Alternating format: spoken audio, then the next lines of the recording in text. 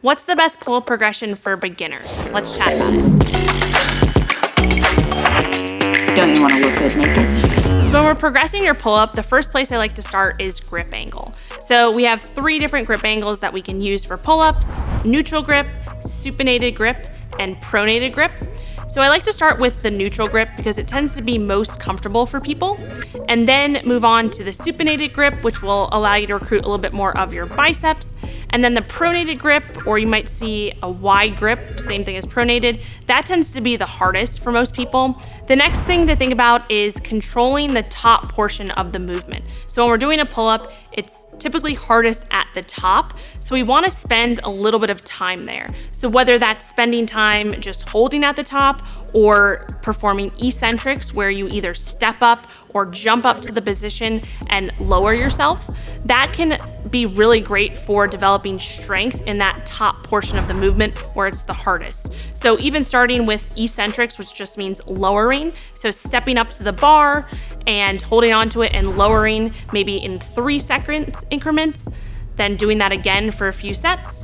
And then as you advance, you can extend that time. So maybe you did 3 seconds, then you can go to 4 seconds, then 5 seconds. So that would be a great place to start, is just focusing on building strength in that top position and lowering yourself down through that eccentric. You could add in dead hangs. So when you do step up to the bar and you're lowering yourself, instead of just letting go at the bottom, hang there for a little bit. That's going to allow you to increase your grip strength, which is important for pull-ups. So within the pull-up progression, we want to make sure that we're actually performing the pull-up correctly. So a few tips and mistakes to talk about would be, the first one is making sure that when you are pulling up, that your arm angle isn't too wide. So thinking about pulling up and coming down in more of a 45-degree angle, where you're kind of keeping your elbows not necessarily tucked into the side, but closer to the side than having them way out to the side and externally rotated. So creating more of a 45-degree angle versus more flared out or external can just be a little bit easier on your shoulders and your joint health, and be a little bit more comfortable for when you're performing that pull-up.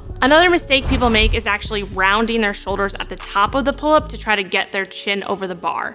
So if you're implementing pull-ups for the purpose of building more muscle and getting stronger at the pull-up, you want to make sure that you're not kind of overcompensating and just trying to pull yourself up with your chin over the bar, because that's going to actually take tension off of your back muscles. So if you're trying to work your back muscles, you want to make sure that you're not kind of rounding at the top. Don't focus so much of getting your chin over the bar, but focus on actually ending the movement at the top where your muscles are completely contracted or shortened. And that might not necessarily mean your chin goes over the bar. Something else to think about when you're progressing your pull-ups is to actually build your arm strength through accessory movements. So adding in movements where you can train your biceps, your forearms, your your back musculature, adding accessory movements to help basically get stronger in those areas, and that is going to help you to progress your pull-up more.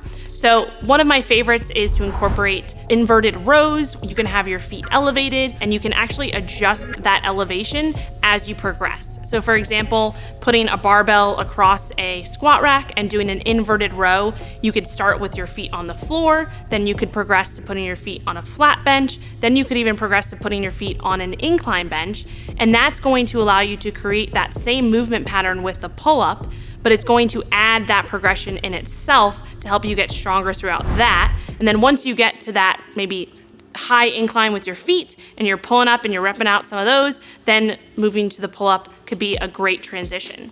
You'll notice you'll be a lot stronger in that position. It'll also allow you to play around with those different grip angles, so you can do feet elevated neutral grip pull-ups, pronated pull-ups, or supinated pull-ups. So that's a great option for that. And then also thinking about, again, incorporating other movements to build muscle in the other areas that the pull-up is working. Incorporating other back movements, so doing pull downs, for example, or doing rows, or doing bicep curls, for example.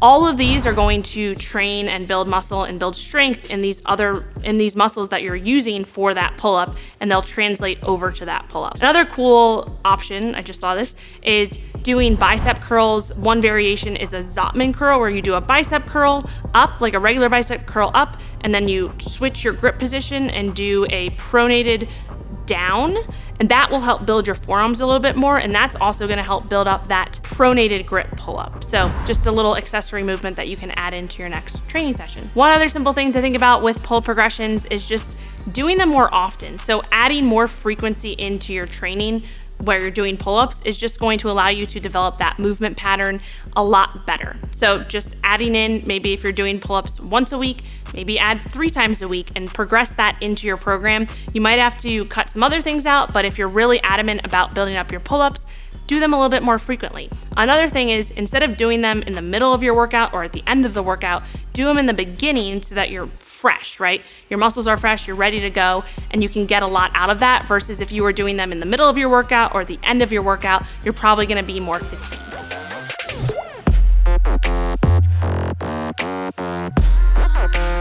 Women, we believe